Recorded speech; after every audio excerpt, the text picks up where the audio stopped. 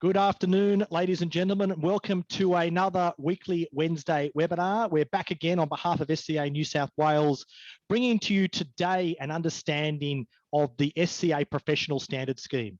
And I'm very lucky to be joined by Tony Irvine, who has been the architect of the implementation of the scheme, as well as the other directors from SCA, Emily Doherty and Stephen Brill. Stephen looks a little bit different today, so please make sure you put your comments in the chat or any of your questions to him on the Q&A. And it looks like Tony has frozen on me, so I'm not sure if anyone else has seen that at present. He may be showing off his new haircut, but considering Tony is the main part of the show right now, what I will do is throw across to Sean Mcnamara. So Sean, for those who haven't met him, is our new the compliance manager for the professional standards scheme. Now, Sean, for full disclosure, was a Strata manager previously in a previous life, and it looks like as Tony comes back and joins us right now. Tony, can you hear us? You can indeed. So Tony, hey Chris, how you going? Sorry about that. Just for Excellent. Once in the last 6 months, I'm actually working from home. I thought perhaps maybe you were revisiting last week's webinar about what to do or what not to do in an online meeting, and you were going to play the practical proponent, but no, you're here today. So today's webinar, which Tony's going to step us through, and please make sure you put your Q&A questions into the Q&A. Anyone on the side noticing, I think the sideline chat today is going to be all about Stephen's hair, please. And Stephen, you might talk about what we're going to do for charity to get rid of that at a point, because I think people. I will, absolutely. I'm happy to do that, Chris. No worries. I think we need to get onto the serious stuff, Chris. We do need to get onto the serious stuff. So Tony, I'm going to throw to you, if you don't mind, to step us through the SCA Professional Standards Scheme, what it means for members, where we are at the moment and where we intend to go. So Tony, over to you. I'm just going to come back a couple of slides and get us right up the top here. From the beginning. Can you guys see my screens there? Excellent. So professional standards schemes, what it means to you. Look, I think before we get into that, I think it's time for a quiz. Just a quick one, just to lighten the mood. So during lockdown, spare a thought for Cat Stevens, for those of my generation, AK Yusuf Islam, the 1970s iconic pop singer, sang songs of Cats in the Cradle, Father and Son, Peace Train, Moon Shadow, and Morning Has Broken. Oh my God, and he's now a successful Strata manager. I no doubt that will spark up the chat, but it was very interesting this morning. You've never seen such a scary song. Billy, do you just want to give us a quick rendition you gave us this morning, or we'll just move on? I think everyone wants us to move on, Tone, just so you know. All right, Let's move on then. So professional standards, what it means. Thank you for indulging my lack of humour. So today we're just going to cover a couple of quick things. One is a high-level recap on what the PSS means, how we at SCA go about improving standards, the role of the Professional Conduct and Oversight Committee, which we call the Peacock, and how we interact with Professional Standards Australia. I suppose in a quick high-level recap about what the PSS is. So the PSS is essentially a consumer protection mechanism. It's about making sure that all the actions that we do has a benefit to the consumer. And the government so trusts us in terms of our standards, in terms of the way that we operate, that it's prepared to say to consumers that we are recognising this organisation as a professional unit, and that we're actually going to stop the consumer from actually taking action beyond a certain cap limit. So the PSS came live on the 1st of July. All of our New South Wales members are also members of the PSS. And we've had a couple of new staff that have joined the SCA Secretariat as part of that. One of those is Sean Mcnamara, who is also on the call. We've also got Scotty Martin. We've got Lucy, who's joined us in training. So I'll start to move forward a little bit. If you've got questions, by all means, put them in the Q&A. That would be excellent. The other guys will pull me up when there's a super relevant question to what we're talking about. So how we improve professional standards within SCA?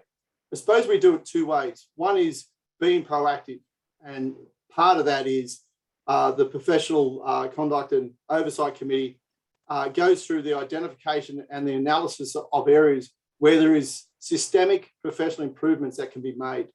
A really good example of that is, say, the handover of books and records. So this is something we're going to spend a bit of time on. And also the national body is looking at this, so that the consumer is not harmed. The incoming and the outgoing manager aren't at a disadvantage when books and records need to move from one manager to another. So this is looking at very high level. How do we make some fairly big step changes in the professional conduct within the industry? We also look at the complaint side of it, and I'll come into that a little bit later on. The other group that does the proactive work is Michael Gilday and Pete Brisbane's group, which is the Professional Strata Manager Committee. So this is where there's a group of managers that meet on a fairly regular basis, and they discuss issues that are happening within the industry. So it might be reactions to changes in legislation. It may be producing best practice guides on how we think that the managers should be undertaking themselves and doing different things. So that's a very important committee as well in terms of the proactive sort of boots on the ground changes that need to be made in terms of how managers conduct themselves. The next way is from a reactive way. And I know that there's a complaints handling process, which I'll work through, but this is where we have a member who might sort of see stuff that happens at another member, either picking up books and records, or they just see behaviour in the marketplace and they're not prepared to walk past that standard, because as I said there, and Chris has said it in the past, the standard we walk past is the standard that we accept. So this is not managers jobbing in other managers. This is industry participants wanting to improve the professionalism that we're all going to get recognised with. So this is very important. I won't mention it, but I had someone reach out to me today, and we're actually going to run a complaints process around it. And it's really excellent because their motivation is very pure. They're wanting to improve the industry. So for us, that's really important. And as I mentioned, the SCA Secretariat responsibility around this is Sean, who's joined us. Sean's a licensed manager, and also Scotty Martin, who's probably well known to everyone as well. Any questions coming up on Chris on the chat? No questions as yet, Tony, but at a point we'll also talk about what the government's expectations of SCA are, and I know you'll go through that, but these are not really achieved lightly. I know we've glossed over the fact that we've now achieved it, but I do know that there was a recent association that had their application denied without naming who they are. These things are not just a set and forget application form. No, it's not. And I suppose we did labour on these points, as part of the celebration of when we got it. But, we were the first scheme to be awarded in 7 years, and we got a full mandate of 5 years. So we've got this for 5 years, but it is an evolution process. We're going to be a lot more professional next year than we are this year. And, by the time we roll into renewal in 5 years' time, we're going to be a lot better than what we are again now. The government is clearly issued out to industry associations that boys clubs and clubs where you think you're all pretty good is not going to wash it anymore, and you need to professionalise in a formal sense. And RICS, who are the ones that missed out, they would have put a significant effort into it, and they're probably being sent back to sort of try and sort of hone their application. It's public knowledge, Chris. That's why I can happily say it. So let me talk about the complaints management process. So this is the reactive component of it. So a couple of really important things. Anyone can make a complaint. So if you look back in the old code of conduct sort of world that we had, it was only an owner could make a complaint about a manager, and the owner probably had to get that sanctioned by the Strata committee or something like that. This is under a PSS, our complaints handling needs to be a lot wider. So pretty well anyone can make a complaint about a manager or about one of our members. It doesn't necessarily need to be a manager, but certainly about one of our members. So that could be a tenant, it could be an agent, it could be another manager, it could be an owner, it could be someone from within the industry that has a keen interest in a particular topic. But you should always look at this as it's the opportunity to improve our standards. We want to sort of have the benefit of shared experiences. So when we get a complaint, we might think, hang on, this could exist in other managers. So maybe we need to add this to the work that Scott Martin does and Sean does when they go out and visit the managers and say, listen, can you show me clause 6 or clause 5.1 of your agreements, just to make sure you're not changing that and getting outside of what the SCA recommends. So you shouldn't look at the complaints about dobbing in someone. You should look at the complaints about improving the processes and improving the standards that exist. In terms of lodging complaints, there are 5 stages to this. First, the complaint gets lodged. Sean and the team at SCA will do some initial processing of the complaint and do some investigation.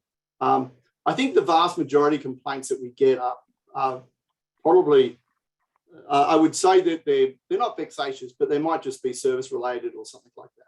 They're not necessarily really ethical related. So after Sean and the team have done the investigation, the complaints is reviewed, and depending on the nature of it, it gets escalated up to the Professional Conduct and Oversight Committee. So that Peacock committee, it's not the complaints committee. So we've changed the mandate of it. We only want to deal with things that are of a real ethical or a systemic issue that we need to be aware of.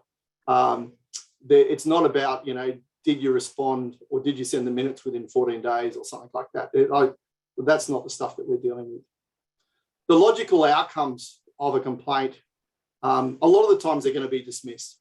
They're going to be dismissed because they're either vexatious or they're around a customer service issue that's really not the manager's fault, or it might be that the manager has done absolutely nothing wrong and we've reviewed it. And that's the advantage of having licensed strata managers within SCA now, that we can actually look at the processes and you've got people there that understand it.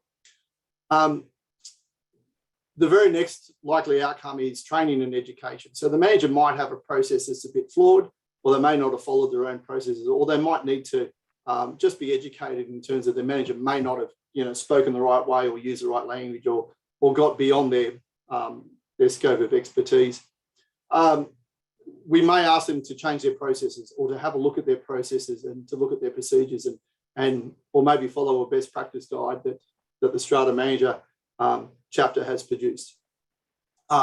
So we get the opportunity to help them change their business so they can be more professional. Rare occasions, they'll be escalated to the Peacock on very material ethical issues. And that's going to be things around honesty. Honesty is the main one. But certainly on the ethical front, if there's ever thought of money being misappropriated or something serious like that, well, that's the appropriate committee to deal with it. The really bad end of this, it could result in termination of membership and also escalation of fair trading if we think it's that serious. The other thing I'm just going to say on this process will continue to evolve and improve. So the more we're processing these, the more we're sort of understanding how it's supposed to look and what we should be asking, that sort of stuff. So it is very much a evolutionary process. And Tony, there's just a question from Chris in the Q&A section where it says, will there be a 3 strikes and out type system? Not so much that. I mean, that sounds a bit like AFL in Melbourne. What it will be, depending on the nature of the complaint. So if we have a situation, for instance, where a manager has changed our standard agreement and put in an auto rollover clause in there, which you can't have, as we all know, we would probably, educate them, train them, re-give them the proper authority, and they would agree to use that agreement going forward. We will then probably go back in 6 months in time and say, hey, can you show us a couple of management agreements you've done the last couple of months so we can see that you're using the correct clauses and those sort of stuff. But there certainly won't be, if we find that we receive a lot of complaints about a manager or a lot of complaints about one of their staff, there's going to be a sit-down chat that's going to be had with those guys to see how they're actually improving their business so that they don't continue to potentially drag down the reputation of all managers. It's important to know that SCA's role is not to tell people how to run their business, because we all do business differently. And all businesses are going to have a degree of I suppose, professionalism. What we want to have is that managers just continue to get better and better and better. Sean, I'm just going to throw to you on this in terms of the complaints the stage of the complaints and the outcomes. Are you sort of fairly on board with sort of what I've said there, and does that make sense from a very practical perspective? Yeah, Tony, that is very closely aligned with my thoughts, and I'm very much looking at a very cooperative and helping to drive the professionalism and the compliance rather than coming down with a heavy hand. Obviously, as you say, some things might have to be escalated, say up to Peacock or whatever. But in the first instance, I think most complaints, if they're not dismissed, are going to be, an agreed undertaking, for example, or agreed outcomes between the complainant and the respondent, and just driving that information, as you say, back into the system, and helping. If we see the same sorts of complaints coming up around the same sorts of issues, we can really drive that back into the processes of the education team at SCA, or through our events and education generally, webinars, for example, if there just seems to be something that's a weak point that's coming up time and again. So that's how I see the and I think that's an important point. So if we see a series of complaints about a particular style of subject, we will then probably put that to the professional strata manager committee and also with the training team to say, we need to develop a webinar on this particular subject, because we're starting to see a little bit of this stuff coming through. So clearly there's some angst in the market about how to do this. So it's a very much that the professional strata manager committee, Pete and Michael's committee, need to feed up to the Peacock, and the Peacock then obviously deals with the training guides. It's a very circular sort of process that happens through those three groups. I'll move down to the next slide. So this is just some screenshots that I took out of SCA New South Wales websites. So you guys at some point are going to say, where do we find all this information? So this is not live, this is just a screenshot. But this tells you about the complaint management process, some guides and the forms to use and that sort of stuff. So it's all of this stuff is there for you to see. So if you haven't looked at the, I don't know what you call it, the web link that's called Professional Standard Scheme on the SCA New South Wales website, you should certainly have a look at it, because it's got a lot of information the guys have put together. This is another one. And one of the buttons it's got there is the Strata Management member companies. So here, a normal consumer can go there and see which of the Strata firms are actually members of FCA and then are covered by the PSS. That's really important, that people are able to find out who our members are. Now, it doesn't get down to individual, my name's not listed there, but my Strata firm is. So hopefully that's a benefit. Let me just quickly talk about the Professional Conduct and Oversight Committee. And I want to make sure this is really crystal clear. We don't have any authority in this committee. We would make recommendations to the board, and then the board would act on stuff. So if we thought someone had been so badly unethical, the Peacock doesn't have the ability to punt them out of our association. It would be a recommendation up to the board, and the board would then make their own assessments and then act on it. Some of the members that are there, we sort of got the two really ones that I like that are members on this, and I like some of the other people as well. But Catherine Leeser, who used to be a board member of SCA New South Wales, now lives in Western Australia, but she's always been a consumer advocate. But she understands our industry, and also John Coleman, and John is well known to many people within SCA, and John brings a certain amount of probity in terms of looking at it from not a practitioner's perspective, and so both of those guys are very, very well respected, and they bring some impartiality to it. Dave Betterman, obviously from a legal point of view, and Dave's been on the Code of Ethics Committee for many years. Brad's from Net Strata, Emily from STM, Phil's from Brighton Duggan, and I'm there as well. The other people we have involved, and this is really interesting, we've got Matt Whitton, who runs the investigative side of fair trading, and so his team are the ones that send out the fair trading inspectors to review your business and that sort of stuff. We thought it was important to let Matt know what the stuff that we're looking at in terms of increasing our professional standing, so that that he understands from an industry perspective that we're not just sort of going along merrily, that we're actually focusing on some real systemic changes, and then we've got a process. And obviously, Sean is the Secretariat support that helps keep everyone organised on this. So that's the committee. Interactions with Professional Standards Australia. So these guys are the regulators for professional standards legislation. So these are the ones that we have to report to under this part of what we do.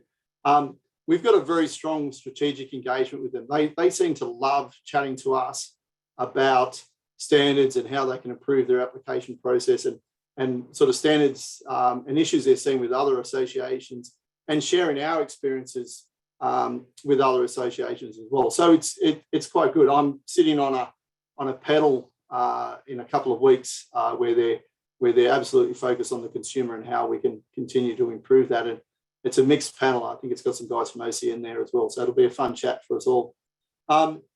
We have to submit. Chris is smirking. Chris has to. We have to submit a annual report, and this is something that Sean does. And it talks about our performance under our scheme. One of the things they're particularly looking for is how have you made changes? How have you got better than you were when you at the start? So they're looking for that, what sort of improvements that we've made. But it's also looking at members to say, well, what are some of the examples of where your members have improved? Talks about how many complaints we've got and what the outcomes of those complaints. And it sort of wants to know how we're going out to find out how our members are actually meeting their obligations. So you would expect to see an audit coming to your business where we'll ask you some questions about this. And it's not going to be difficult. It was largely what you did when we did that pre-launch checklist. It's that same sort of thing that will come again.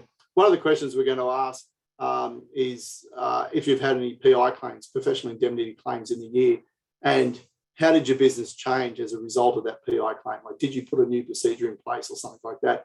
It's important for members to know, as much as I'm a board member and there's other people there, this stuff doesn't come to me.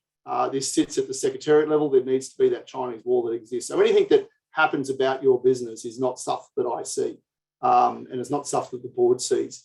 Sean's report, when it goes up, is signed off within the Secretariat. We will receive information about it at a summary level, but not at a sort of detailed sort of manager level. That's not what this is about. And that's the last slide I had. I'm happy to revert back to one of these others, just as a holding slide. Tony, you've reverted back to a great slide for the membership. There's a lot of questions and some really relevant ones, but let's go into one if I can put to you. And it's come through from Newey & Co. And it effectively is asking, please advise the liability limit for the member for the Strata manager. It goes on to talk about a specific scenario, but let's talk about the limit of liability that's provided under the professional standard scheme. Yeah, so our liability limit has been approved at 750,000. So what that means is, and the way that I would describe it to you, and clearly I'm not giving any legal advice. We have some really excellent lawyers in our group that can do that. But the way it's been explained to me, and the way I'll sort of pass on to members, is your management agreement has a clause in it, 6.2 from memory, which is the limitation that you have on your liability, which is essentially you've got absolute limitation under your management agreement. I think your management agreement, if it's a standard SCA one, we'll say 2 years, and only to the amount of fees that you would have got during that period. So they've got 2 years to lodge a complaint or to lodge a claim, and you can plead in court your management agreement. Now that may get set aside. You can then plead separately the PSS. So you can plead our instrument and say, well, listen, we've been sued for this much, but our management agreement says that we've got no liability. But if that fails, you look at it like a colander. The next colander you put forward is going to be your PSS instrument. And that is a piece of legislation that says, provided you didn't do something massively stupid and gross negligence, you will be able to plead your PSS instrument. So the easy answer to the question is, it's 750,000, but you should look at them as colanders of sort of draining stuff. So your management agreement will be the first one, and then your instrument. No, thanks, Tony. Sorry, that was a long-ass answer for what was a pretty simple question. It's an important one because it's important that our members understand what that limitation is. There's a logical, and I'll just go to the next question, Emily, before I go to you, because the next logical question that All Suburb Strata has asked is, will the PSS impact our professional indemnity insurance cover? So the actual cover that we have and are required under legislation to provide to our consumers. So I'll just jump in quickly. The short answer is, in time, we expect it to filter through to impact in PI markets. The reason I say in time is that the current PI markets are rather hard, and anyone who's renewing their PI knows that there's some difficulty in achieving professional indemnity cover because it's based on previous claims history and insurance underwriter capability and understanding of the market. What we fully expect is, as this PSS comes on board and as managers potentially need to use it, and we're hoping that they don't, but potentially do need to use it as that colander and the stopgap that Tony referred to, that'll give the evidence to support the PI markets to obviously reduce the liability and the risk they take on. So in the short term, we don't expect there to see immediate impacts, but as the insurance markets understand the way that strata managers operate, but by virtue also of the fact that we start to mitigate and reduce our risk through better professional practices, we'll all be better risks in terms of PI. So hopefully that's again another long-winded answer to a rather short question. Emily, there's another question I'll get you to put to Tony. Sorry, Chris, before we move on, Sean. I'll just very quickly point out that limited liability only applies for issues since the start of the scheme, so since 1st of July 2021. And that's another reason why you've got to wait for the prior stuff to sort of flush out of the market, the insurance market, I guess, for a while to come. Yeah, well said, Sean. Emily. Yeah, you don't get retrospective cover on this. So Sorry, Tony, Chris, back to you. Sorry, the question that came through from Marie earlier was around complaints, and she asks, why wouldn't the complaint be sent to fair trading in the first instance, or should they go through the SCA process first? I actually think that the SCA will have more teeth and a better outcome for the complainant, for the person complaining and the person being complained about. I'm sure I got those words wrong. And the reason I say that is because fair trading may very quickly overstep the mark and start shooting from the hip. And I think we've all had lots of interactions with fair trading, and depending on what question you ask, you'll get one answer, and then you ask it with a comma in the middle of it, and you'll get a completely different answer coming the other way. I mean, we want people to come through SCA. So we don't, when we do our annual submission to the PSA, we don't want to say we've got 50 complaints in the year and they go, well, that's unusual because fair trading have reported 300 complaints. So your engagement with your members is not strong enough that they're not complaining to you first. So the part of it is that the managers need to have their own complaints management process, right? So that's one of the things that Sean and his crew audited as part of coming on scheme. So if you have to have a system within your business. If you get a complaint, and it's not just, a guy saying, oh, you didn't return my calls, but if you get complaints around conduct with your members and ethical stuff, you need to have a register and how you resolve it and how you change your process. So I think there's going to be a lot richer response to complaints coming from SCA than there would fair trading. If someone wanted to complain about another manager, I would encourage them to go through SCA first, because I think fair trading is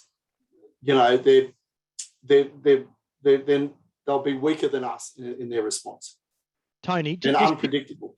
Picking up that point, the whole purpose of a professional standard scheme as well is a form of self-regulation. So we're going to develop and continue to hold the SCA brand at a point where we think it'll be more detrimental to not be an SCA member than to be practicing out there in the marketplace. And that's an aspirational goal that we think managers, I'm sure, will all share. But the government is looking for us to do that job. They've given us the tick of support. And as Tony referenced earlier, there was an association that didn't meet the qualification for getting their professional standard scheme more recently.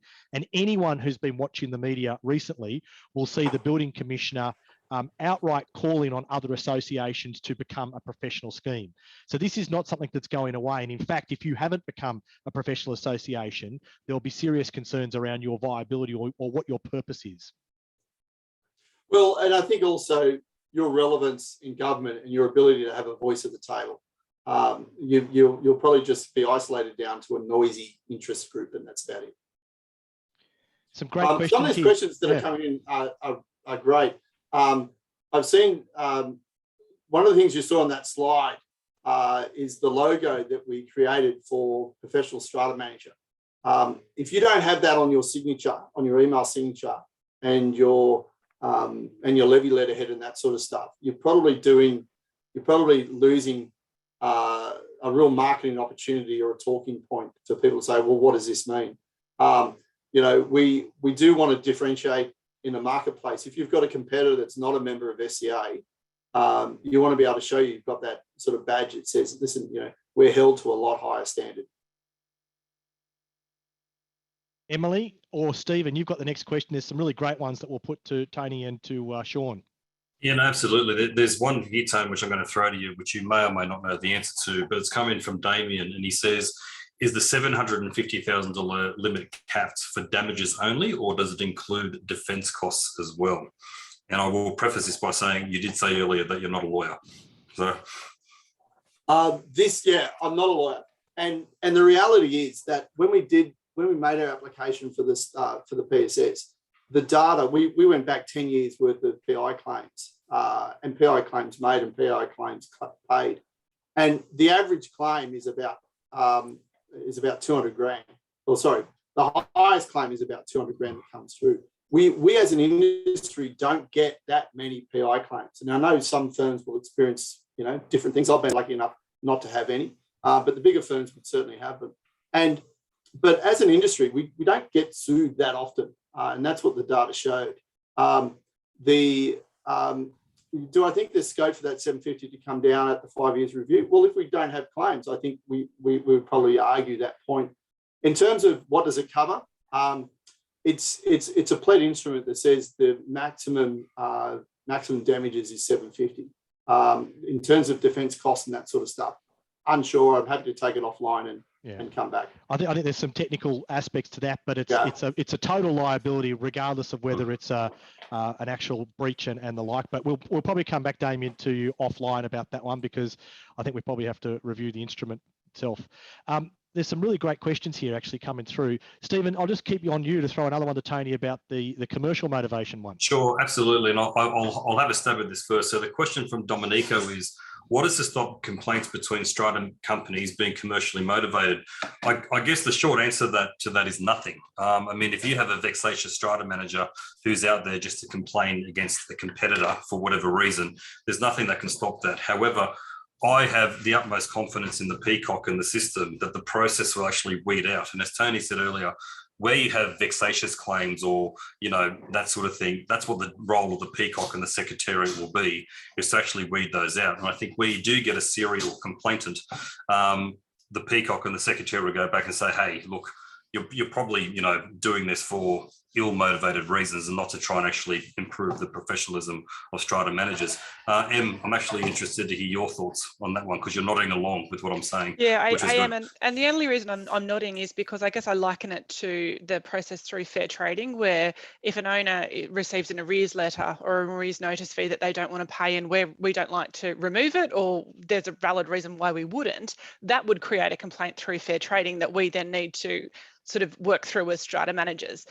So I think in this case, and the way the SCA manages this, is that there's a real opportunity at that point for the secretariat to grab that before it becomes an actual complaint, and really help those making the complaint, educate them, help them understand how we've got to that point before it even moves up into that sort of the next level. So I think we're all at times have faced fair trading calls regarding issues that really shouldn't have made their way to us. And I guess this process looks somewhat different and more refined than that.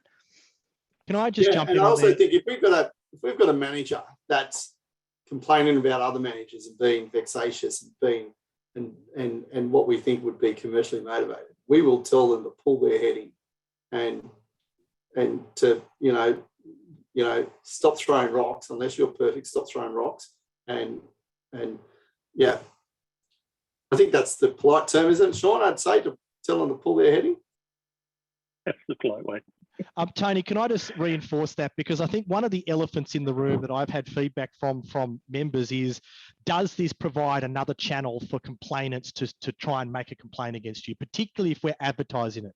And the concern is you put your head up on the block and it's going to get chopped off. And I've experienced this already with a client who has spat back to me information about the professional standard scheme, clearly been armed by another strata manager in the industry to come back with a whole bunch of information. But I've got the confidence that if that complaint came to the Peacock, that they would see it for what it is, which is the ulterior motives coming through. So we need to be comfortable leaning into that process, which is going to make us all feel probably a little bit uncomfortable initially. But I think if we have faith in the fact that we can better regulate ourselves, we can better determine some of the motivations of either the client or also other managers. And I think we're far better able to do that than Fair Trading, who doesn't necessarily understand some of the nuances of strata. So yes, we understand that.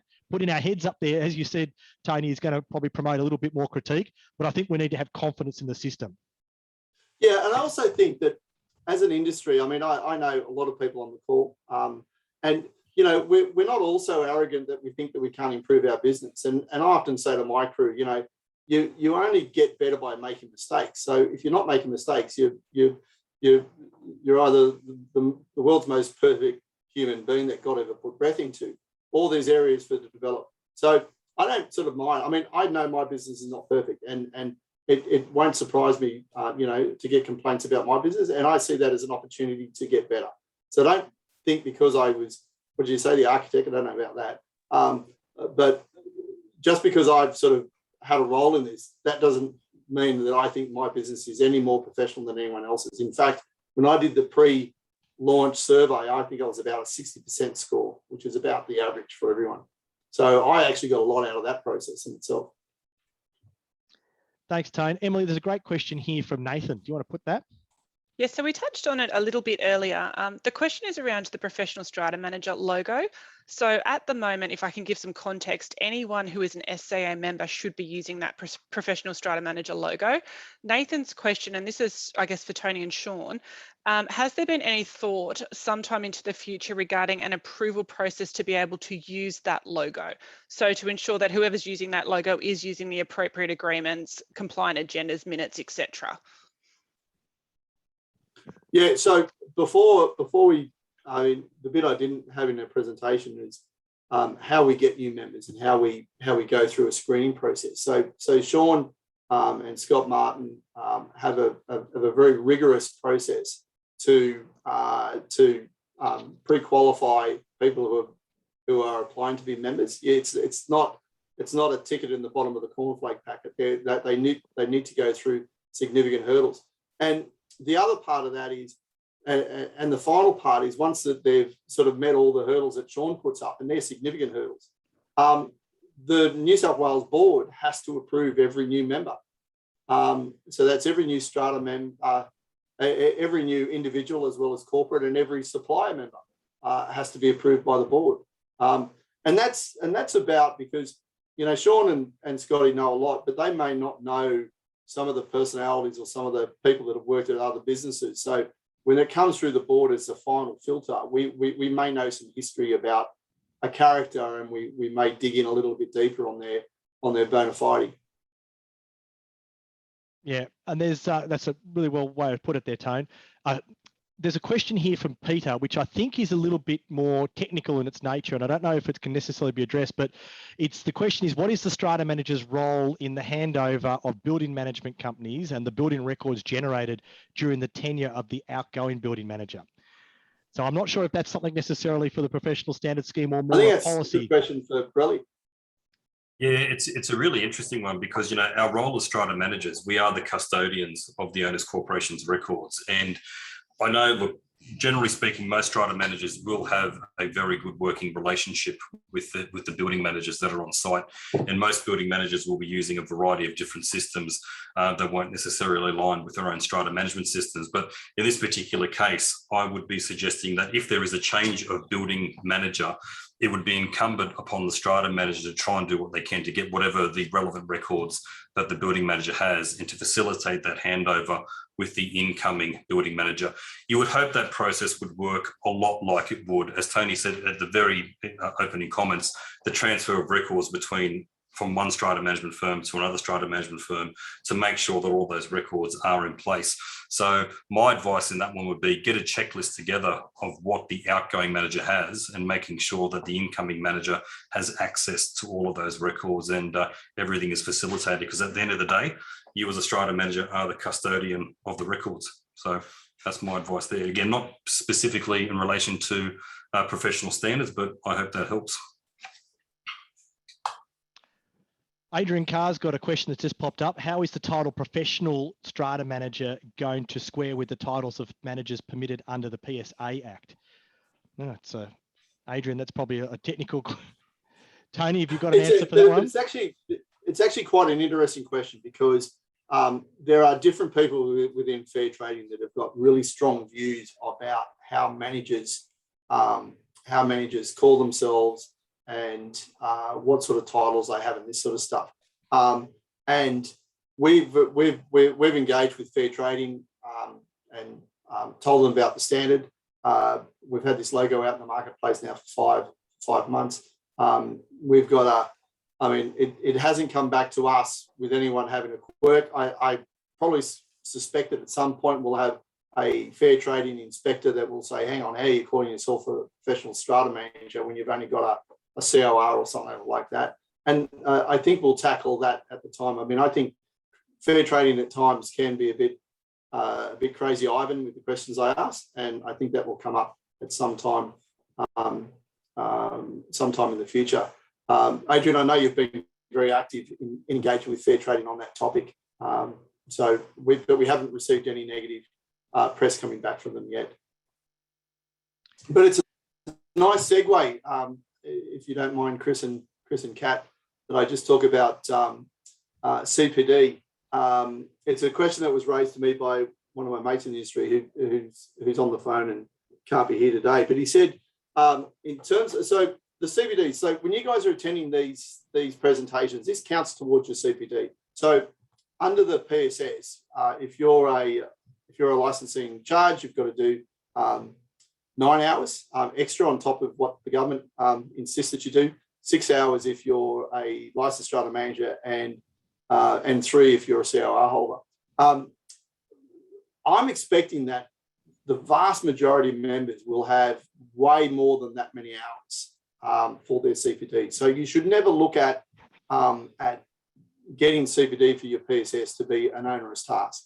You know, for the first little period, we're going to take a very eclectic view of what we're going to allow as an accumulation of hours.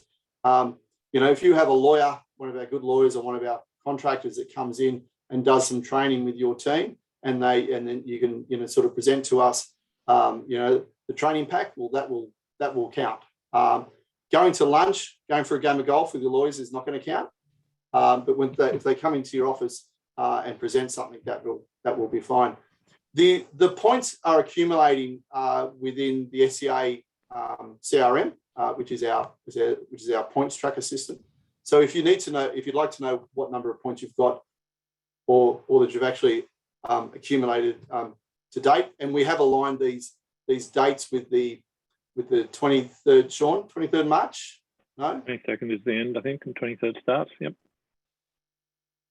Yeah, 23rd of March. So we've aligned it with what the government's timeframe is. And Sean is also discussed with us, and the Peacock needs to approve this tomorrow, is that fair trading give you a 90-day dispensation.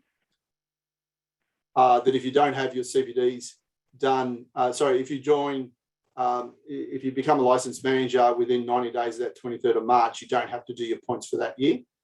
They just move forward. We will have the same approach to it. But SCA Secretary will have your points. Please don't all bombard them at once with tell me how many points. When Scotty Martin gives you a call and comes out and sees you, he will bring this information out to you. So Tony, an extension of that is a question from Sean. Will SCA issue a statement or a certificate for the attendance at these sessions? Yeah. Oh, well, of these sessions, we have, we probably won't do it every single time because it's a weekly event at the moment. What I would suggest we do is probably it's a semi-annual, well, it would be an on-demand or a semi-annual or an annual thing that we produce saying this is how many things that you've attended that we've kept record of. But if you do like a webinar, like I'm doing one on the Community Title Management Act, Titles Management Act coming up in a couple of weeks' time. There's an automated system that sits around that will automatically produce the CPD on that because it's part of your compulsory numbers or maybe the elective. But the PSS is a bit more fluid. So Tone, to clarify, the attendance at today's webinar is recorded in the back end by SCA, and there's a quarterly report, Lucy's just said, which we can provide to members. So all of that is being held by SCA in their CRM. So don't fear, you don't have to record it yourself. SCA does that for you.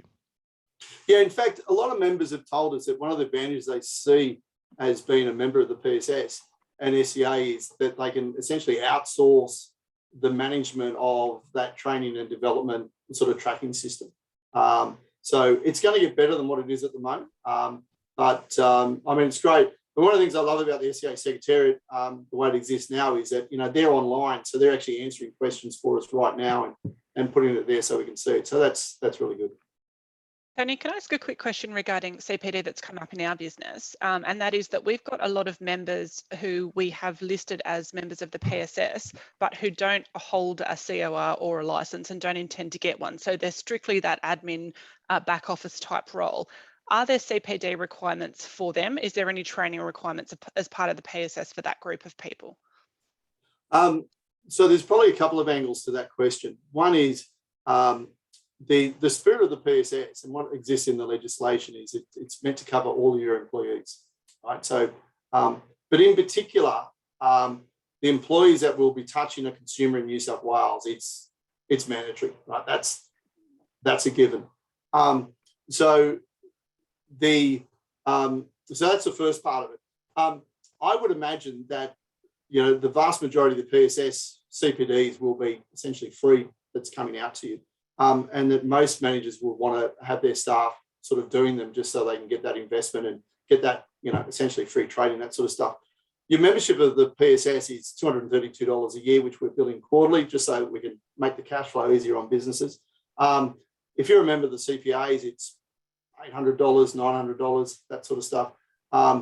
We generally find that people in the industry start at a reception or a certain level, and then they graduate up through the business. So any investment in training and development with them makes sense.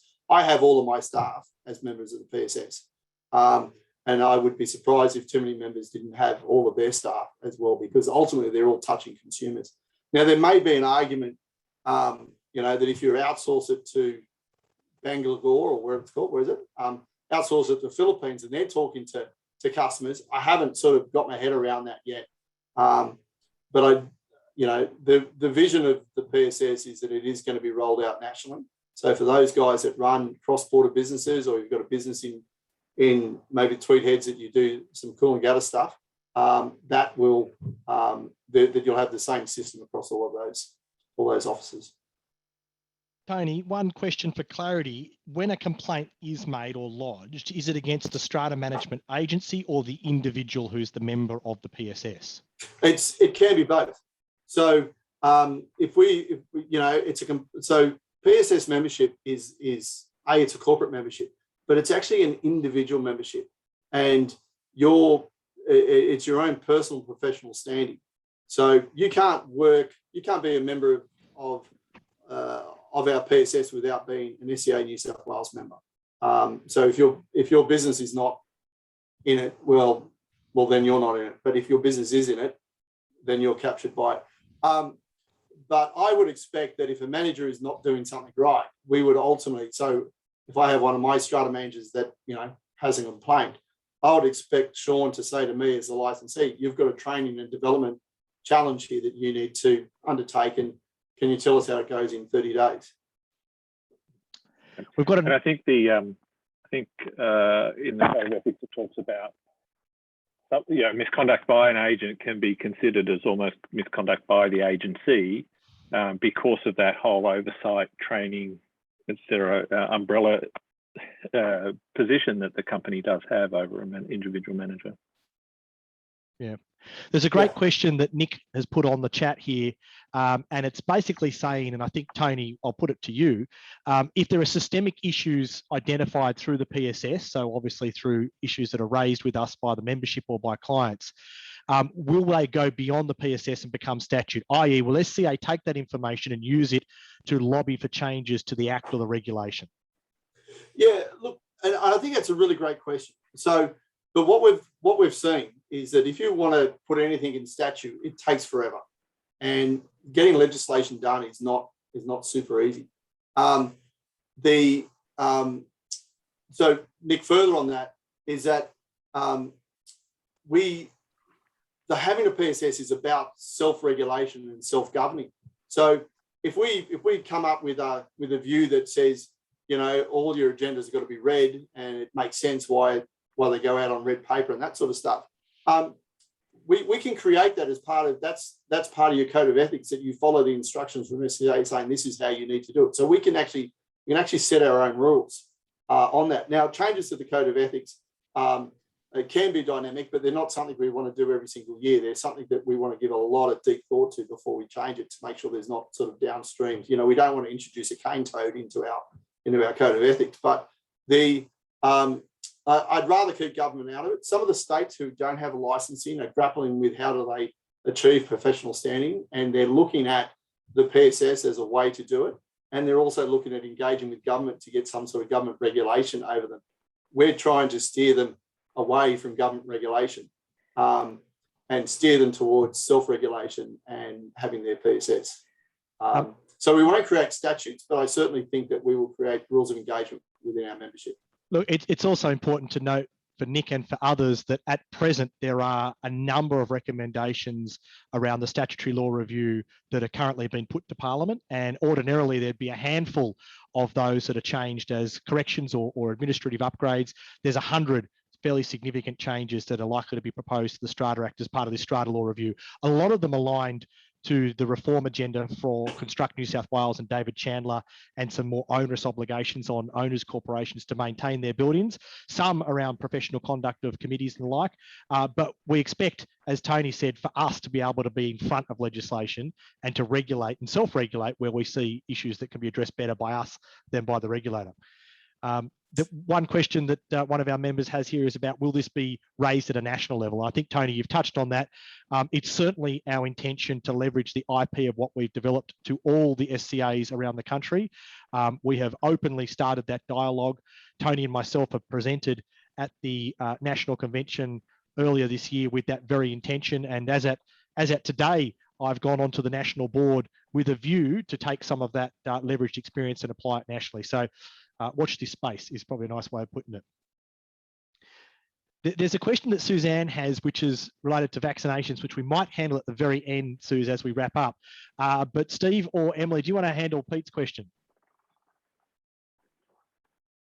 I'll let you have a crack at it then.